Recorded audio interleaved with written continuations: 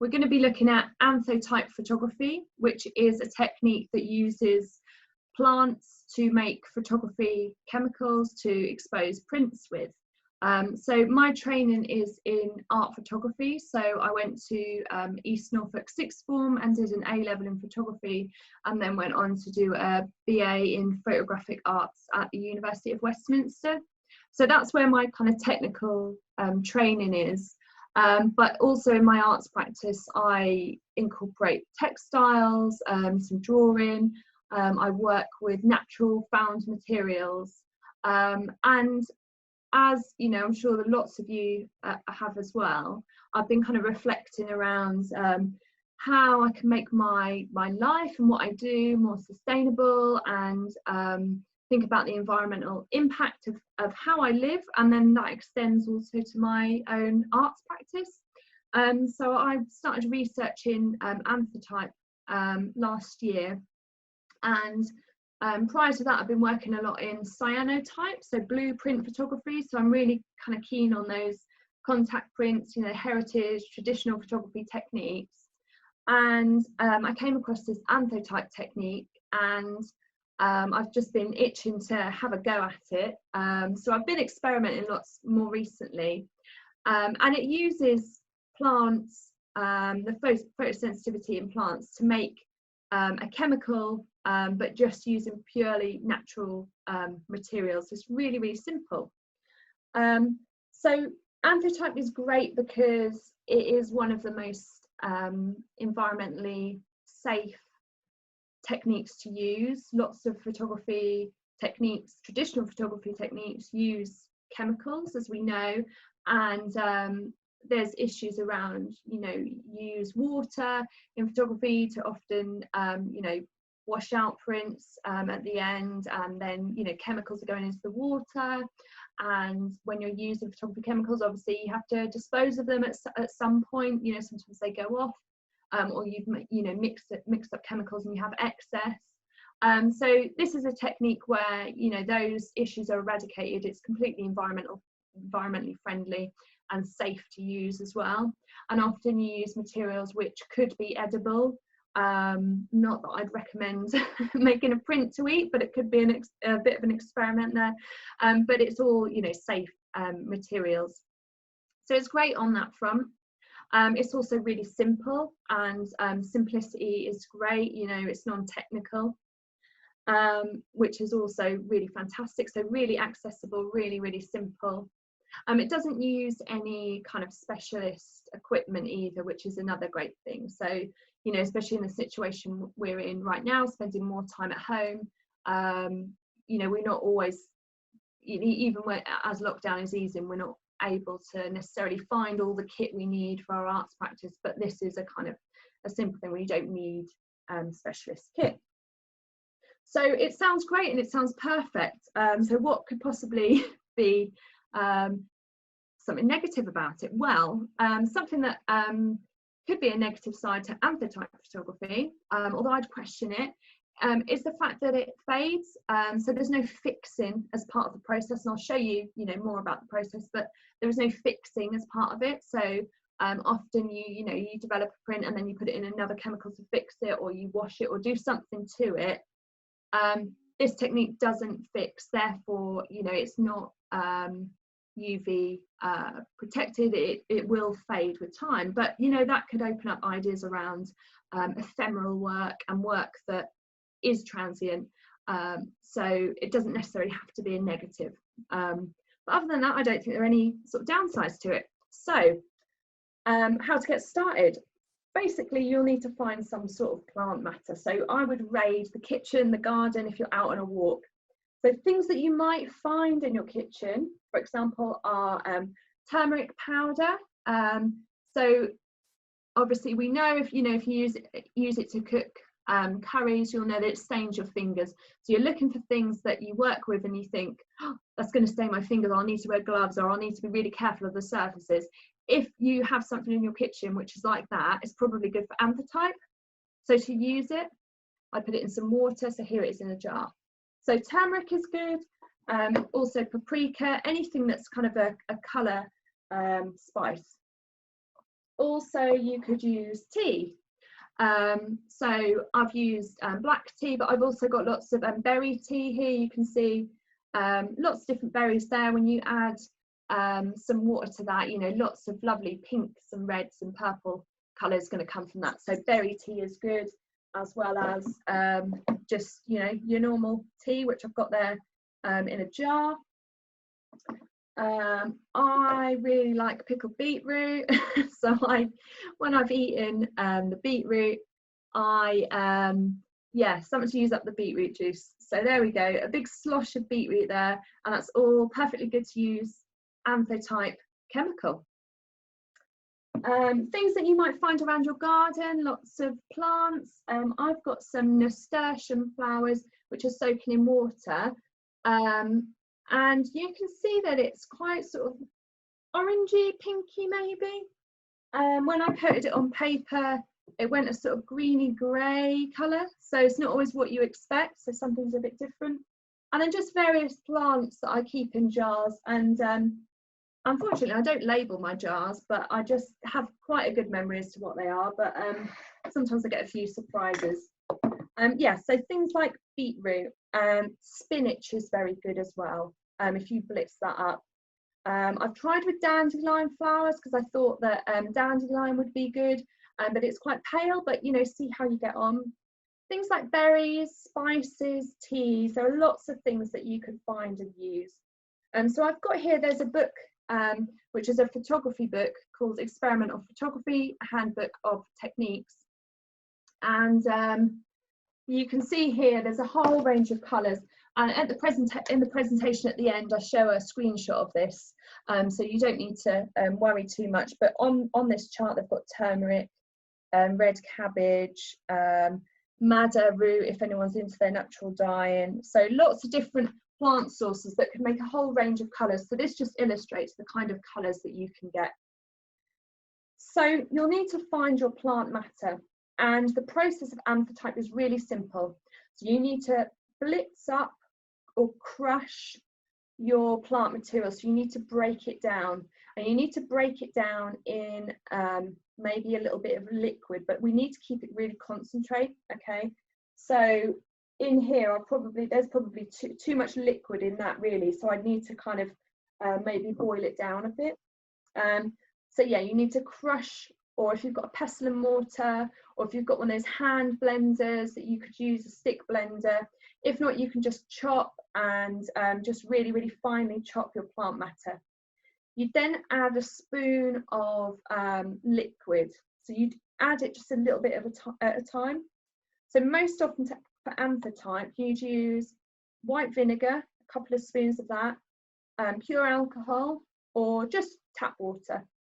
And the thing about those three things, so white vinegar, alcohol and tap water, is some of them will have an effect on plants and some of them won't. So the good thing about this beetroot liquid is obviously it's pickled, so it's already got the vinegar in it. Whereas with this turmeric, I've just added water. So it could be an area to experiment. So if I look back on this chart, I can see that you know, for example, something with alcohol in has got a different tone to something with white, different tone to something when it's got vinegar. So there's different things that you can add which act as a preservative, but will also affect the colour as well. So once you've got some blitzed up plant matter, whatever that is, or spices or tea, what you'll need to then do is strain it off so you've just got the liquid left. And that liquid will be your photography chemical.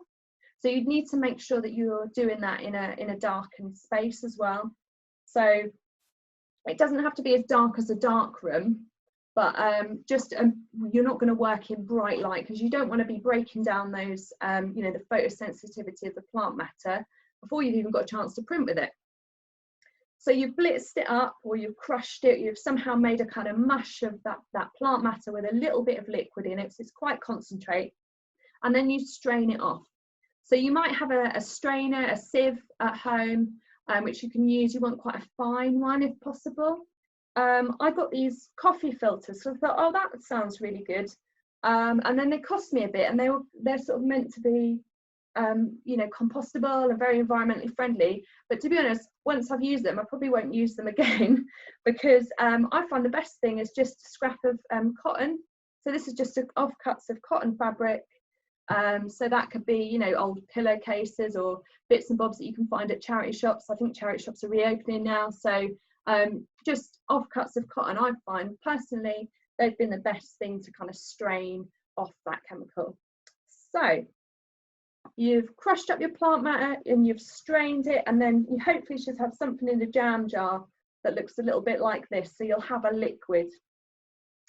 And then you'll need to, in a darkened space, but not as dark as a dark room, just somewhere where there isn't direct light shining in, you'll just need to coat it on a piece of paper. So I keep stacks of different sort of cartridge paper, watercolor paper that I just keep in A5 and A6 sizes. I find they're quite a good size just to make little samples. So these are just sort of offcuts of bits and bobs of paper that I find, and I just keep a stack of them available. And you can brush them on using, well, I use these brushes. They're from Specialist Craft, but to be honest, it doesn't have to be a kind of special brush, but I just invested in these a year or so ago because I thought they just looked really lovely and they work really well for me. But you might have a foam brush, and if you don't even have access to a brush, you could just lay your chemical on some sort of flat surface, maybe a plate, and then just kind of lay your work into the liquid and let it drip off. So if you really don't have access to a brush, there's always a way of coating, and it can just be as simple as kind of laying the paper in the liquid and letting it drip off. So you'll need to wait for your piece of paper to completely dry as you're using it, so before you even use it. So I'm just going to show you. So you would just get your beetroot pickle juice or whatever it is, and then you just coat it on, and then you can see already, you know, you get this really vibrant colour. And what I tend to do is do this with my hairdryer. So I would do one layer like that, dry it up with a hairdryer, and then probably do another layer, and then maybe even another layer, just to build up, you know, a nice even colour. I probably wouldn't do it more than sort of 3 times, just because I find with when you work with different photography chemicals, although this isn't a chemical as such, but I would imagine it'd work the same way, you can layer up so much that it almost starts to kind of then break down. You're adding another wet layer onto a kind of a crust of a layer, and it can start to break down. So probably 2 or 3 layers dried in between with a hairdryer is enough. So you'll have something that looks a bit like that. So once you've got some papers, I would use them on the day that I've coated them, or if I was drying it with a hairdryer, or I would let it dry overnight and then use it the following day. So I'd want to use it really nice and fresh, and if you're leaving it to dry somewhere, put it in a darkened space. So I put mine in the cupboard under the stairs. I know there's no light going to go in there, and I can keep it ready so that when it does touch light, you know, it's going to be when I want it to, so I can kind of control it a little bit. So you'll have something like that in whatever colour, and then it's a case of just taking it really slow and being really, really patient, okay, because you'll need to leave your prints outside for about a day at the shortest, maybe even a few days. If you can go for a week, you could even try a month. So for that reason, I tend to use in my little paper stack watercolor paper where possible, where I can get hold of it. My supplies have run really low during this period, so I'm just using whatever paper I've got hold of. But my first preference would be watercolor paper if I could get hold of it. So you need something nice and thick because you are going to leave it outside for a day, a week, a month. It's up to you. So to squish it all together, I use a picture frame. So in photography, you'd have contact frames, but basically that's basically what a picture frame is. So you just sandwich the work in, so you can see the back frame there. It's got a sheet of glass on the front. Your picture frame might have a frame on it, or you might be able to sort of dismantle it like this, and then you just clip it together. And I tend to do prints of plant matter that I've pressed. So I've got a coated piece of paper, I lay a squished bit plant in it or something flat. I tend to go for plants because I quite like that, the fact that it's the chemicals made with plants and then with a print of a plant. And then you just clip your frame together. And I've either used old frames or frames that I've got from charity shops really cheap. So you can often find frames in charity shops for, you know, 50p a pound. Really, really cheap. People get rid of them because they've, you know, got a frame on them that they don't like the style of. Well, all we're worried about for Anthotype, doesn't matter about the frame, it's just that it's a piece of glass, a backing board, and some way of squishing it together. So if it's one of these kind of clip frames, it'll have a clip like that. A traditional picture frame will grip together.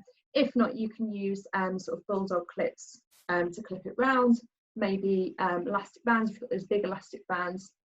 So it all gets sandwiched together like this. So this does a couple of things. Firstly, it lets the light in, it being glass. It also has a slightly protective factor against the weather.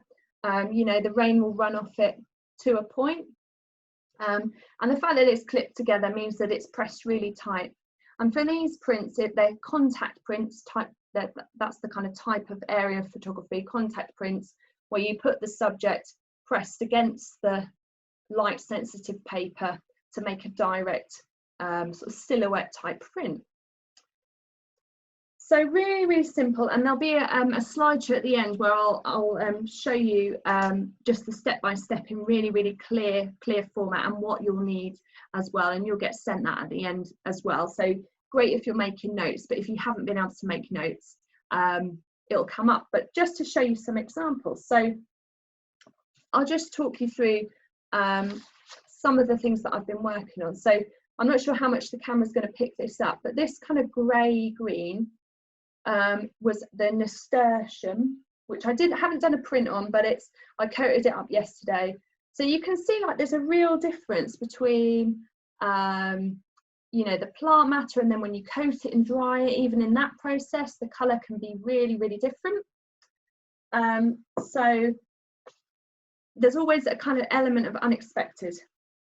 This print was made using berry tea and a little bit of white vinegar, and the leaf is a fern leaf, and I've got it on here written on the back that it was printed in May for 1 week.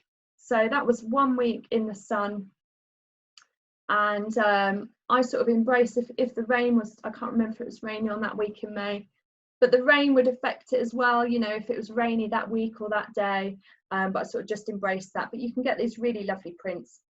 So what you can see from an Anthotype print is that the plant or the subject is the brighter colour, so it's more purpley.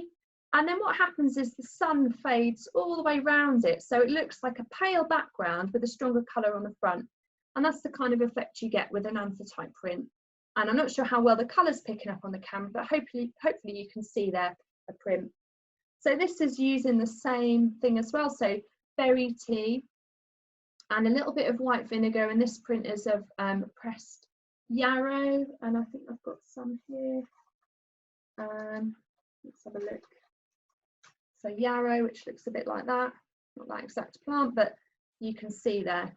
So you can see that the sun fades all the way around the edge, apart from where the plant is blocking the light, and then you get these kind of silhouettes. So I've also tried the things, like I say, that was berry tea, whereas this was black tea. So you can see that actually the print was, this was out for 1 week, but it's very, very soft and subtle, and you can see there's a real, very poorly coated there, even if I do say so myself. So yes, I do press the flowers or the plants before, and I'll show you how I make a little simple flower press after I've shown you these. So turmeric was one that I mentioned, which is what lots of people have got in their kitchen, but it could be paprika, it could be other things that you think, oh no, that's going to stain my hand. So this is what turmeric looks like. So I really love this Anthotype effect because you get a really bright colour of whatever the original solution was, and then all the way around it fades away. so it degrades in the UV, which is what we want. So this is of a fern leaf. Again, it was out for 1 week outside, you know, clipped up in a picture frame like that. It was outside for 1 week, and then it came out like this. So you get a bright yellow with turmeric, which looks really, really nice, I think. Then I had a go at just comparing the colours. So this hasn't been exposed in the sun. This is just simply the colours, just to kind of compare, really. So berry tea is the purple, and then turmeric. And your research might take you into sort of natural pigment making and natural dyeing. And I've got lots of resources here around that. And it might be a good sort of research avenue for you. So I've got some different dyeing books, and in different magazines, I've got some dyeing resources. So there are different lovely sort of swatches and things. The thing, what I would say about the natural dyeing is that they're going to use a completely different process. So they're going to be looking at things like mordants, which fixes and kind of maintains the fabric and prepares the fabric. Whereas with our Anthotype, what we want is to encourage that breaking down. So the kind of fixing process becomes slightly less important, because we want that really lovely you know, fade of colour around the outside. We don't want to fix the colour, we want it to break down. So we want that, you know, that lovely highlighted effect. So if you're looking into, if your research takes you from Anthotype into natural dyeing, just be aware that the process is quite different, but it might be a good source of inspiration to look at, you know, what plants do people use in natural dyeing? Is that something that's available to me? Could I copy it, but kind of change the process? So in natural dyeing books, you get all these lovely illustrations and swatches, but just be aware that the process is very, very different. So there's lots of different colours that you can get, and it kind of just depends on what you've got available at home, what you've got in your kitchen, what you've got in your garden. Different colours are going to have different outcomes, and they're not always what you expect. So if you're going to make your print, I'd leave it outside for at least 1 day, and then leave it out for 1 day as your minimum, as your kind of test print. And then if you're going to do like your final print, I'd leave it out probably for a week, just to get a really high contrast. And I just saw a question pop up about what the dye book is, and it's called Dye Plants and Dyeing, and it's by John and Margaret Cannon, and I can send that through in an email afterwards. So yeah, your research might take you down that route, but just be aware that you know, different plants are going to react in different ways. And so I was saying that I sandwich up my print and put them outside. So all you need is really direct sunlight. So if you left it on a sunny windowsill for a week, that might be great. But obviously if you've got access to the outside, then that would be brilliant, propped up somewhere safely. But a sunny windowsill, as long as there's direct light for, you know, as long as possible during daylight hours, then you'll get a really strongly exposed print. So you can see from my samples here that I've got lots of different colours that I've been able to produce, sort of greys and browns, yellows, pinks and purples. There's no, I can't sort of say to you, you know, you need X amount of mils of this or grams of this, because it all depends on how fresh the ingredients are, or how much extra liquid you're going to use, whether it's an addition of a little bit of water or alcohol or vinegar. So it's one of those processes where it really is about doing it and trying it. But if you're wanting to have a go and you're not really sure where to start, I would always recommend beetroot, because you just get a lovely pink colour, and I think it's just a really good one to start with. And we all know, if you've ever chopped beetroot, that it just absolutely stains the hands, so that would be a great one. And turmeric as well. So they would be the two that I would say, if you're a bit unsure, these would be the two to start with. So I'm going to just ask Gavin to switch over to the slideshow, and then I can just go through the process. It'll be really kind of just lovely and short and sweet, hopefully, but if you've got any questions, I'm really happy to answer. And then we can have a little discussion Any questions? So I can just see questions come through. Is it possible to layer? I would just say try it out, experiment and see what you find, because I haven't layered the prints. That doesn't mean it doesn't work, but I would say experiment and see. Okay, so let's have a look at the slideshow, and if you've got any questions at any point, then do just let me know and I'll do my best to answer.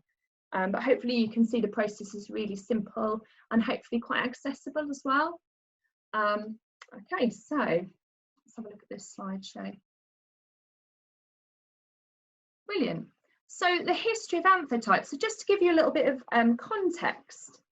So you might have heard of Sir John Herschel. So he also invented cyanotype, which is a technique that I work a lot in. He also invented, he's said to invent Anthotype, but also you can see a list of names there.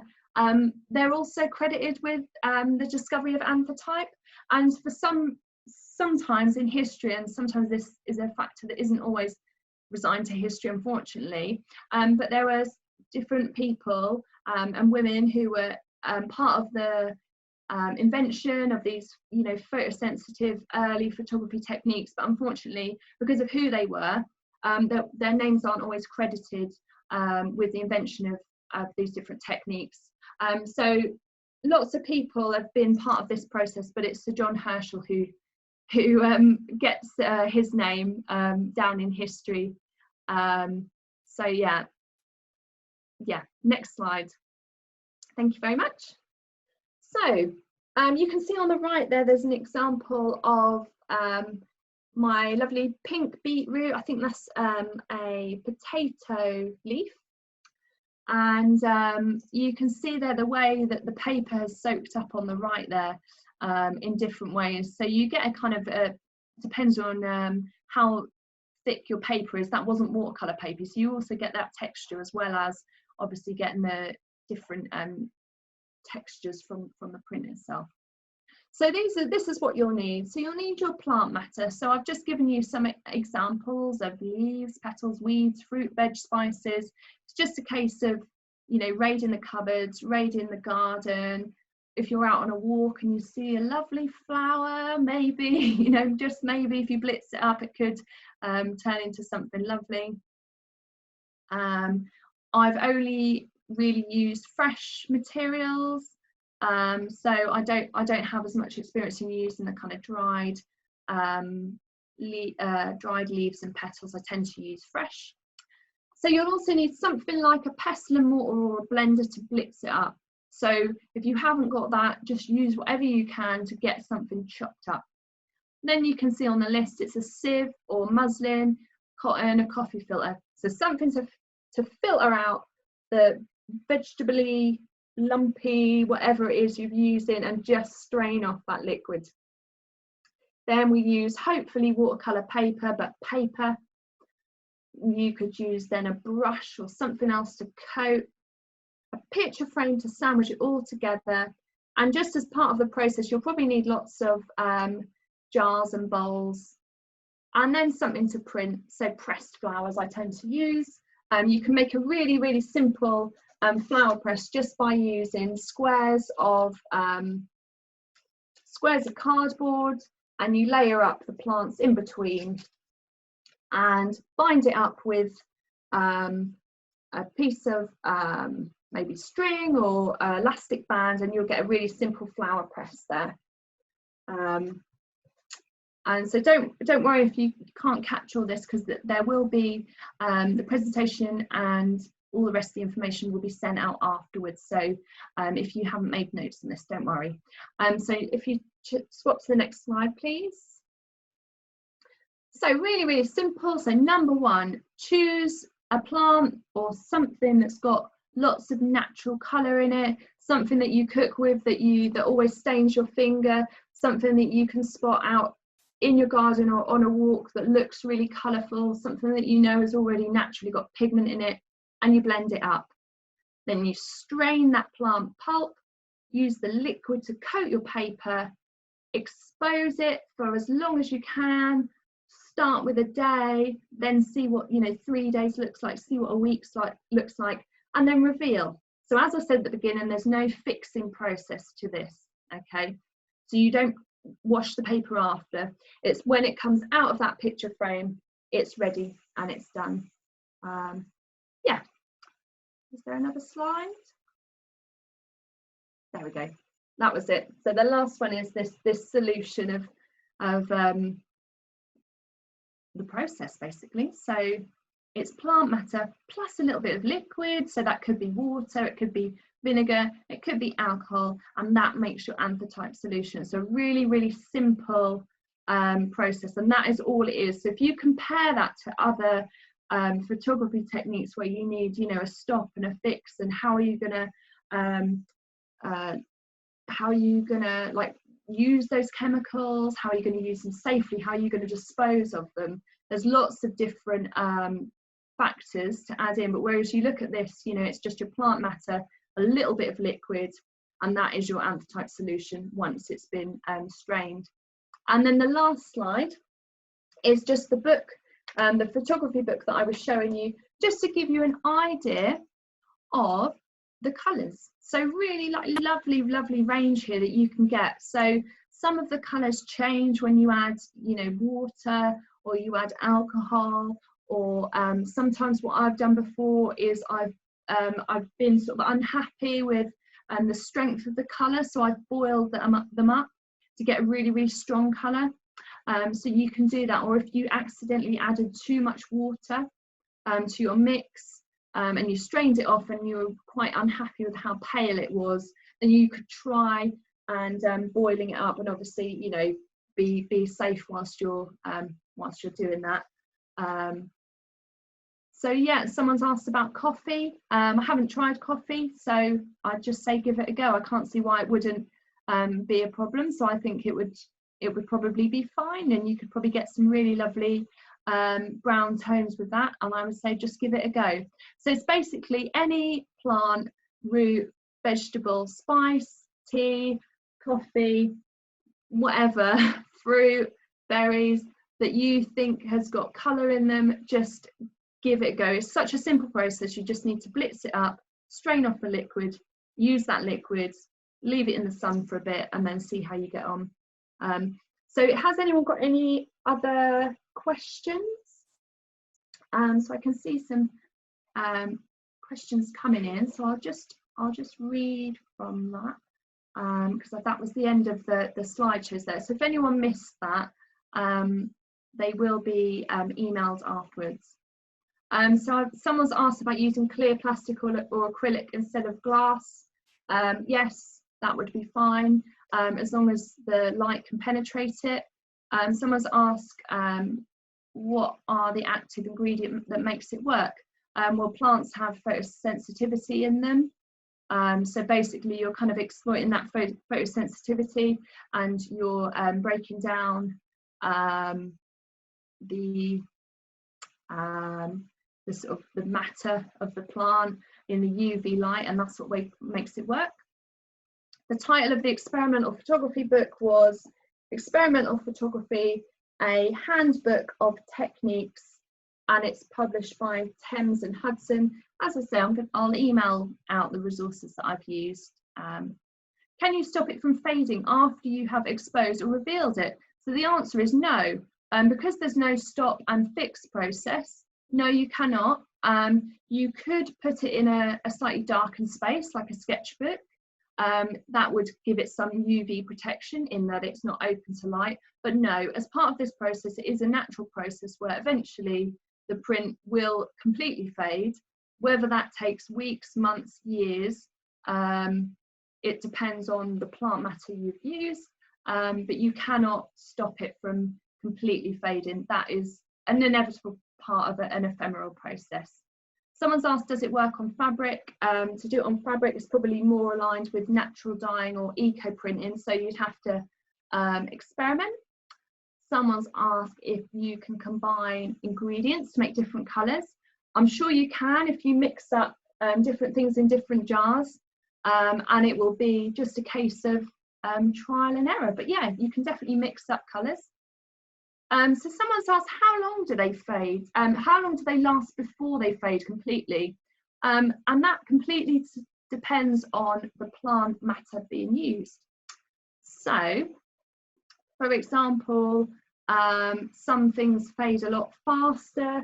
I've found that the turmeric is not very light fast. I've had to keep that really kind of hidden from light, whereas some things do last longer. I found the beetroot after like maybe 2 or 3 months has almost faded away. Each of the plant matters are different, so some things aren't very light fast at all. So someone's asked, is it possible to expose negatives onto the surface? So yes. So I use pressed flowers because that's what I'm interested in. So some pressed flowers, that kind of works with my practice. But if you have anything that's flat, then yes, of course, and negatives would work. Can take a photo of it to keep. Yeah, that's a really good idea. So anything that I produce, I tend to just put it through. I've got a scanner on my printer, so I just make a scan of it. So that's a good way of keeping it. Then you've got a digital version of it. It's not quite the same, but I think this is just part of that ephemeral process, is that you do get these prints that fade.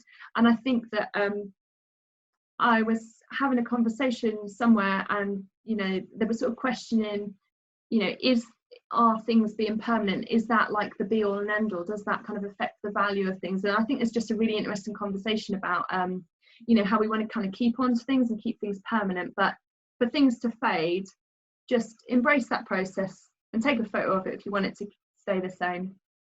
How recent are the images that you've shown us? So the ones that I've shown you were produced during April and May. And I would say that the ones I've made in April there's some of them that are nearly sort of returned back to just a normal sheet of paper. They're so soft and pale because I've just left them out. Whereas the ones that I've kept face down, or if you've got a sketchbook, equivalent, they've kept a lot better. But I've noticed that some of the it's like the kind of tone, like the acidity of the tone maybe is kind of changed. But yeah, these are about a couple of months old, the little test prints that I've been sort of showing up on the screen. Yeah, so do let me know if you have any more questions. Hopefully I've answered lots there. And all of the resources and all of the things that I mentioned, including the video, is going to go out again after the session as an email. So if you haven't managed to make notes, then hopefully if you wanted to follow back, that would be great. And so someone's just asked, do I reuse the paper? Yes, I definitely do, because I don't like wastage. And someone's asked what my favourite thing or plant matter is to use.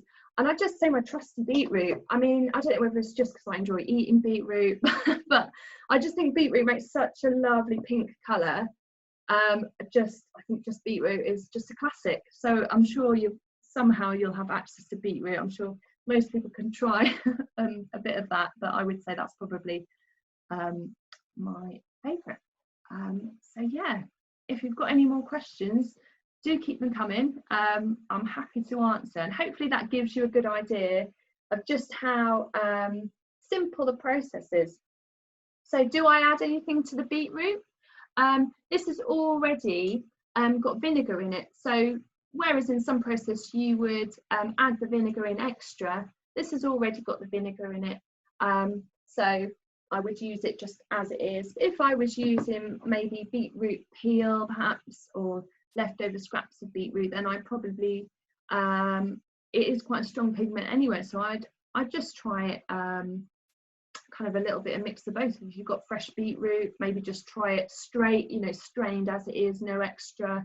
And then if you've got the pickle, obviously you'll use it with the vinegar. But yeah, and someone just said it's the right week to experiment with the process with it being so much sun. It's exactly right. So this is like perfectly timed. We've got all the weather organised, a heat wave, so that you can get outside. So yeah, do try and give it a go and see what you've got. So do you have to put prepared paper into the frame in a dark room? So yeah, I would say until you're ready for the print to be exposed, do it in a dark room. And when I use the word dark room, I don't mean like a full, you know, photography set up with black and, you know, blackout curtains and all of that.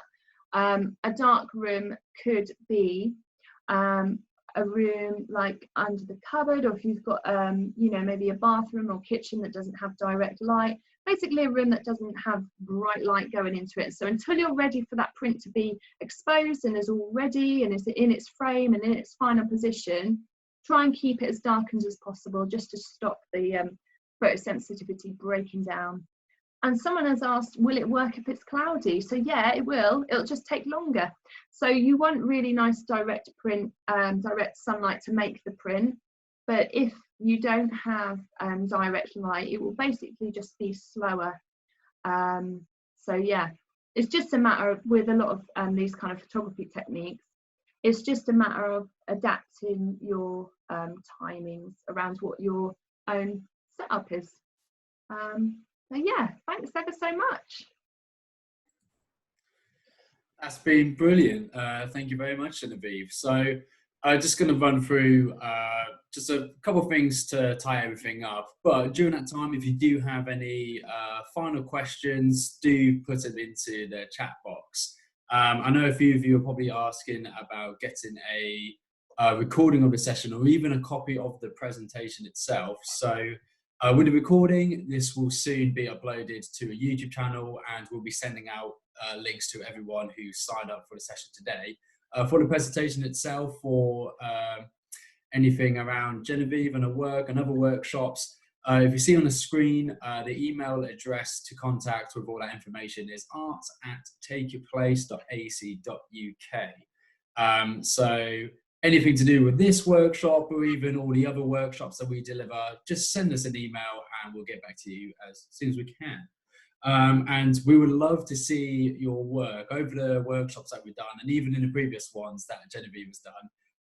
We've had staff and students respond by sharing their work. So we're up on Twitter, we're on Instagram. So you'll see the tags and channels to mention below, and it'd be really nice to see your work. And Genevieve, I know that you're quite prolific on Twitter and Instagram as well. Yeah, I mean, it's lockdown.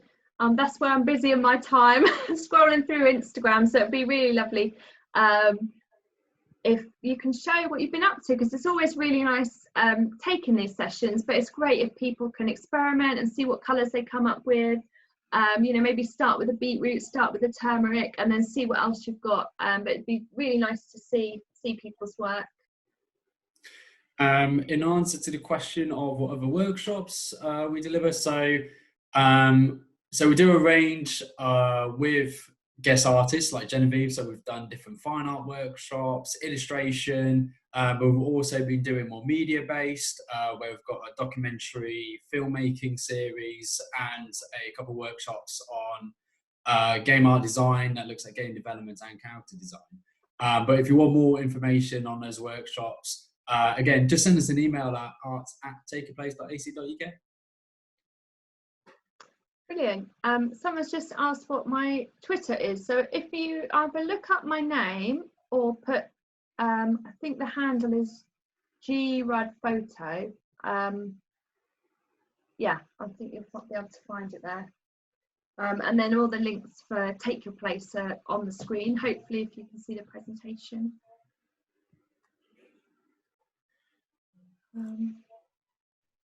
Yeah, so thank you ever so much. It'd just be really lovely to see your experiments, and you know, and just embrace the ephemeral and slow nature of this process, and yeah, enjoy working in the sunshine.